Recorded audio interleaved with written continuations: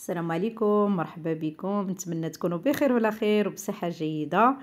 اليوم غنوجد معكم واحد لو كيك اللي كيجي رائع، غادي يعجبك وغادي يحمقك لا في المذاق ولا حتى في المنظر ان شاء الله. نبداو بالمقادير والطريقه مباشره. هنا عندي في بول وضعت واحد القبيصه ديال الملح، جوج ديال البيضات وساشي ديال الفاني، وغادي نضيف كذلك 5 ديال المعالق اللي كتكون كبيره ديال السكر سنيده كما كتلاحظي معايا. 3 4 5. هذه هي الجينواز المعتمده عندي اللي كتجي اكثر من رائعه. كنت شاركتها معكم بالفاني، اللي بغى يشوف الفيديو راه كاين في القناه مرحبا بكم. جينواز بالفاني راه موجوده في القناه. ودابا غنشاركها معكم بالكاكاو يعني بالشوكولا. مهم كنطرب كما كتشوفوا حتى كيولي الخليط ابيض وكيتضاعف الحجم ديالو. هنا كنضيف 5 المعالق ديال الزيت.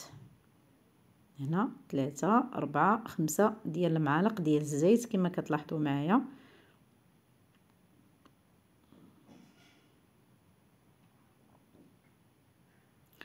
ثم غادي نضيف 5 المعالق ديال الحليب.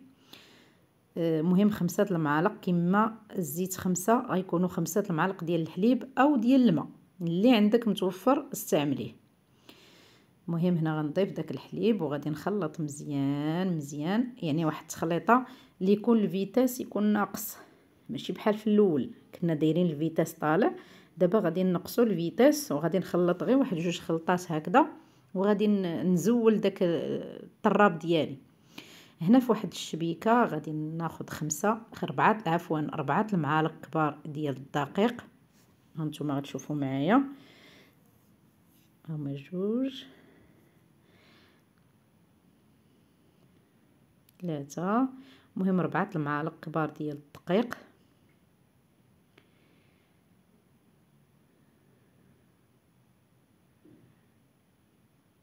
وغادي نضيف الكاكاو المر ملعقه كبيره. من الاحسن تكون نوعيه جيده باش تجيكم الجينواز اللوغو ديالها تيجي رائع. مهم هنايا غادي نضيف معلقه كبيره ديال الكاكاو المر وساشي ديال الخماره من فئه 8 غرام صافي. وغادي نغربل هذا الخليط فوق الخليط ديال البيض. غادي نديرها على جوج دفعات وغادي نخلط من الاعلى الى الاسفل كما غتشوفوا معايا دابا. غادي نخلط من الاعلى الى الاسفل بحال هكذا وبشويه البنات ما تزربوش يعني بشويه عليكم. وفي الاخير كنضيف ملعقه من الخل. صافي هادو هما المقادير كما كتشوفوا. صافي من بعد غادي ناخذ هاد المول اللي فرشت ليه ورق الطبخ ودهنته بالزبده لانها ماشي نوعيه جيده. انت الا عندك نوعيه جيده بلا ما تدهنيه. المهم غادي نخوي داك الخليط ديال الكيك ديالي ديال الجينواز، ومن بعد غادي ناخذها وغنديها للفران. طيب راه دغيا كتوجد البنات، يعني ردوا ليها البال ملي تكون في الفران دغيا كطيب. ها هي هنايا واجده ما شاء الله، كتجي خفيفه خفيفه خفيفه واسفنجيه.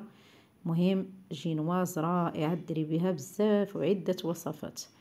هنا خديت واحد نص كاس ديال الحليب وغادي نسقيها هكذا بالحليب حتى تبرد البنات وتغطيوها وتخليوها حتى كتبرد. عاد كتسقيوها بالحليب. صافي البنات متفقين في هذه المرحله. ملي كتخرج من الفران كتغطيها وتخليها حتى كترتاح عاد كتسقيها. هنا غناخذ واحد الكميه ديال الشوكولا، من الاحسن تكون شوكولا غيش كما كتشوفوا. هاد الشوكولا عندي فيه ديال اللوز رائع. المهم غندير واحد الكميه. وهنا عندي كميه ديال اللوز اللي حمرتها مزيان وقطعتها غير بالموس البنات، غير بالموس بلا ما ديروها في الهشوار. هنا خديت داك الشوكولا غنديرو في هكذا فوق الغلاي على شكل البان ماغي كما كتلاحظوا. غنخليه يذوب على خاطرو. هاد الطريقه سهله وعمليه دغيا كتوجد معايا. هنا من بعد ما داب لي داك الشكلاط غادي نضيف واحد المعلقه كبيره ونص من هاد بخاليني او املو ديال الكاوكاو. هذا املو فيه كاوكاو واللوز بجوج والشوكولا اللي كنت شاركت معكم. غادي نضيف منه معلقه كبيره ونصف صافي وغادي نخلط. سمحوا لي البنات كنصور بيد وكان نخدم بيد. مهم غناخد منه ملعقه كبيره ونصف. اللي ما عندهاش ماشي ضروري، يعني ماشي ضروري انك ديريه في الوصفه، ماشي ضروري. وهنايا غادي تضيفوا هذاك اللوز اللي حمرناه البنات، كتضيفوا داك اللوز وكتخلطوه مزيان على هذا الشكل هذا.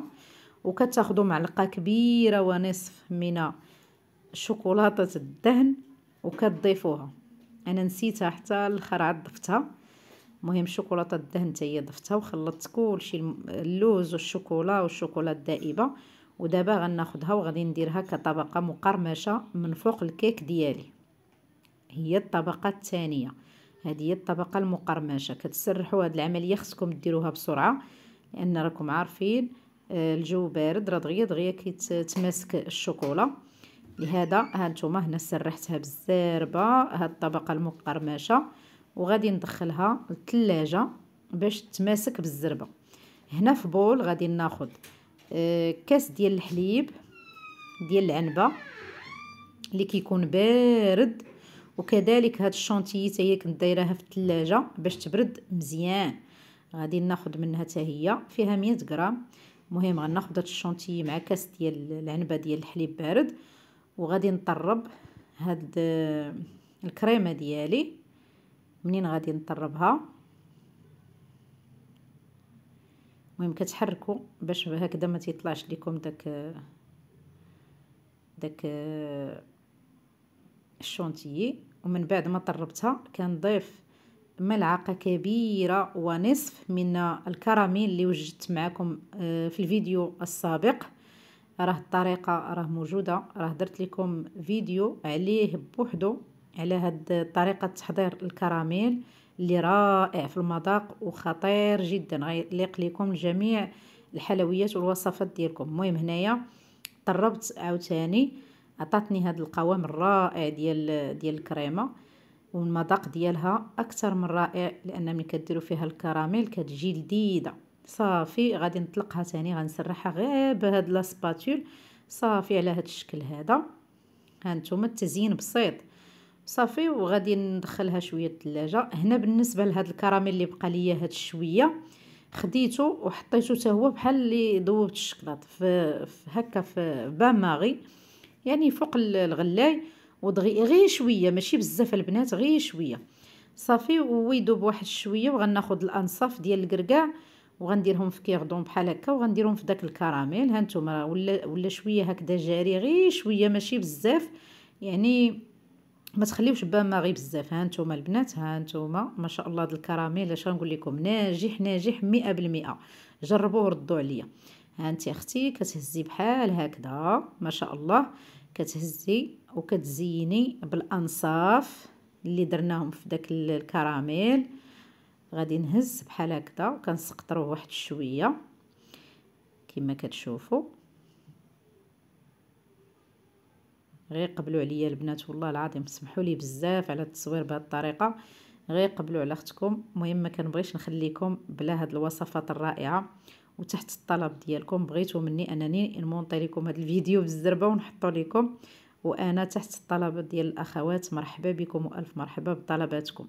كما كتشوفوا غادي نستف هاد الانصاف ديال الكركاع على الطورطه كامله بنفس الطريقه بالكراميل. ها نتوما البنات شوفوا لي الشكل الرائع اللهم بارك. ممكن انك تكتفي بهذا التزيين. انا غادي ندير واحد شويه ديال الشكلاط اللي غنقطعو غير بالموس وغنديرو في الوسط كتزيين اخر. بالنسبه لك الا عندك شوكولا رولي، الا عندك شي حاجه هكذا عقيقات هكذا اللي بغيتي، المهم نتيا تزيين اختياري، انتي تحكمي في التزيين ديالك وفي الذوق ديالك. ولكن من الافضل الا كنتي عندك داك الشوكولا رولي غيجي احسن وفي المنظر. المهم انا اكتفيت بهاد الشوكولا اللي قطعت غير بالموس ودرته بحال هكذا في الوسط، راه جات رائعه يا البنات. اقسم بالله خصكم ضروري تجربوا هاد الطوطه بالذات، ديال النهار الكبير، ديال المناسبات، ديال الاعياد، ديال النهار اللي يجي عندك ضيف عزيز.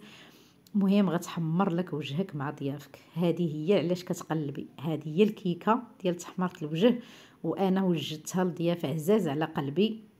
ها هي الطبيله اللي وجدت للضياف ديالي، اللهم بارك، جات رائعه رائعه رائعه. حضرت لهم وصفات اللي رائعه وحمقاتهم. كما كتشوفوا الطبيله فيها الحلوى، فيها بوشيار اللي ما نقولش لكم، حماقوا عليه حماقوا عليه. المليويات اللي مقرمشين واعرين واعرين واعرين ما شاء الله. وكذلك الطورطه اللي شاركت معكم ها هي.